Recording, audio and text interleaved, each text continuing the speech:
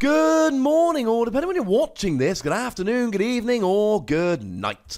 My name's Ross, and as always told, I had a voice of radio. So today, we're almost through Sun and Moon 8, ladies and gentlemen. We've almost looked at the cards we need to. But we've not yet looked at Hitmontop. No, ladies and gentlemen, Hitmontop is a very interesting looking Pokemon about which we have not yet had a chat. Let's change that, shall we? It is a fighting Pokemon. Fighting Pokemon is good right now. It means that you can use Brooklet Hill to search it out because it is a basic. It means that you are hitting weakness against Zoroark, which is great because Zoroark is still ruling the format. And to be honest, we have no reason to believe it's not going to keep doing so. Look at how great it's been. It means you can use Diancie Prism Star to do just a little bit of extra damage. This is very nice. The ADHP is extremely low, but I suppose in Expanded or if we ever get a reprint, you've got Level Ball. The retreat cost of 1 is pretty much irrelevant when we look at the attacks.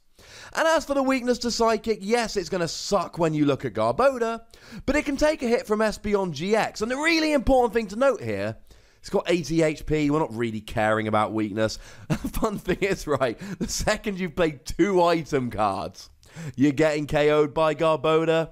So I really wouldn't worry about it. But it's a hit and run Pokemon.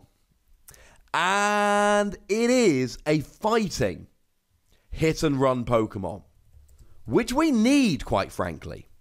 So, 1 fighting energy, 30 damage, switch this Pokemon with one of your bench Pokemon. Then your opponent switches their active Pokemon with one of their bench Pokemon. This is kind of fun, ladies and gentlemen. Now, if we look in terms of pure damage, this actually is perfect. Because you start off with 30, then you use Diancie Prism Star to go up to 50, then you use a Choice Band to go up to 80, and that's pretty much higher than the other hit and run Pokemon we've had. I mean, against something like a Zoroark, that's 160 damage. And okay, maybe perfect is a little bit overly enthusiastic because you're not quite getting a one-hit KO. But let's face it, it's a non-GX. You're going to be using Shrine of Punishment. And you're going to be doing a lot of damage. And here's the great thing. You switch to the bench, and then your opponent switches to the bench. So if they want to use that Zoroark again, they're going to have to get back into the active. And Floatstone's rotated. And a Pokemon like this that forces your opponent to switch, in a format where Floatstone is gone and retreating is much more difficult, is brilliant. And seriously, right, this hits for a fair bit of damage. With a Diancie Prism Star and a Choice Band, you're hitting 80. Plus, you're going to have Shrine of Punishment out. And remember, this is a hit and run Pokemon, which means you hit them, you switch to the bench, you put something else active. Now, what you could do is use a Pokemon to soak up a bit of damage, like the Reshiram or Zekrom from Shining Legends. They would be options. But actually, we've got a much better option. In terms of wall Pokemon that you'd want to put up, yes, Wobbuffet is rotating out, and that kind of sucks. But we're getting Shuckle. And Shuckle's amazing.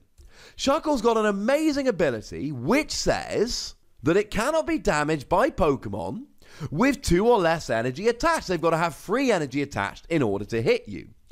Or we've got Mr. Mime GX, which blocks either odd or even attacks. And yes, I know they're technically all even because of the fact that they're multiples of 10, but shh. And I know we've only at the moment got Magic Evens, but Magic Odds was a promo in Japan. We can expect to be getting it soon. So maybe you can use them to block. To be fair, Choice Band really sucks because of this, because Choice Band will turn an even attack into an odd attack or an odd attack into an even attack. But if your opponent's out of Choice Band, or even if they just don't have any Choice Band left, or maybe it's a year's time and Choice Band's rotated, Mr. Mime gets so much better. Just remember that Shuckle and Mr. Mime are GXs, so they will take damage from Shrine of Punishment. It's not the end of the world. You can play stuff like Max Potion because you're not going to be putting anything on them. Just do bear that in mind. Also, I should mention that Floatstone rotating out hurts you as a hit and run Pokemon because you're going to have to retreat as well. But maybe you just play stuff like Pheromosa and Tapu Koko that have decent HP and free retreat. Or maybe you play a bunch of Ace Roller, because the thing with hit and run Pokemon is, right, you hit and then you run. And in theory, your opponent's not KOing, so you can afford to play an Ace Roller as your supporter for the turn, because once you've got your Pokemon and your energy out, that's pretty much all you need. And now we're really starting to build up a lovely bank of hit and run Pokemon. We've got this that does it for 1 fighting energy. We've got the Deoxys, the speed form, that just came around in Celestial Storm, and that does it for just a psychic energy, 20 damage, and you can switch. We've got Tapu Fini, although I should mention Tapu Fini is a GX, so although it's a water Pokemon, and it is for colorless energy, it is a GX, which hurts with Shrine of Punishment. And then we're soon going to be getting a new Tapu Koko that for a double colorless energy does 30 damage and then switches back to the bench. And the thing with a hit and run deck like this is we're building up types. So you can hit fighting weakness, or psychic weakness, or lightning weakness, or water weakness. And although these attacks are doing kind of 20-30 damage a time, if you add Choice Band and weakness and Shrine of Punishment, although I am mentioning a few GX in this video, so do bear that in mind, then all of a sudden, you're not really hitting for 30 damage, you're actually hitting for like 130. That's a bit different. Now, maybe we don't quite have the wall Pokemon we need because we've lost Wobbuffet, but you got Reshiram and Zekrom. You've got Shuckle, though it is a GX. You got Mr. Mime, though it is a GX. It's not like we don't have options. We don't quite have a hit and run Pokemon for every typing at this stage, but we're getting closer and closer.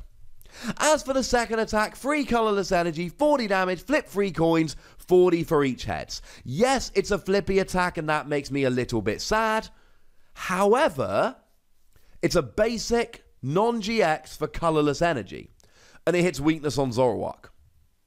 If you're really worried about Zoroark and you just don't have a way to hit it for weakness, maybe Hitmontop. Now, if you play Victini, most of the time you should be hitting 2 heads. I'm not going to go through the maths in great detail, but generally you should hit about 2 heads if you've got a Victini out, which means you're hitting 80 damage, which means you add a Choice Band, and you're hitting 110, double with weakness, you'll KO a Zoroark. I don't think the second attack is great, but I think in some decks you just really want a way to KO a Zoroark. And ideally what you want is a basic Pokemon that can get a one-hit KO for colorless energy. Well, I mean, Hitmontop's just sitting waving at you at this point.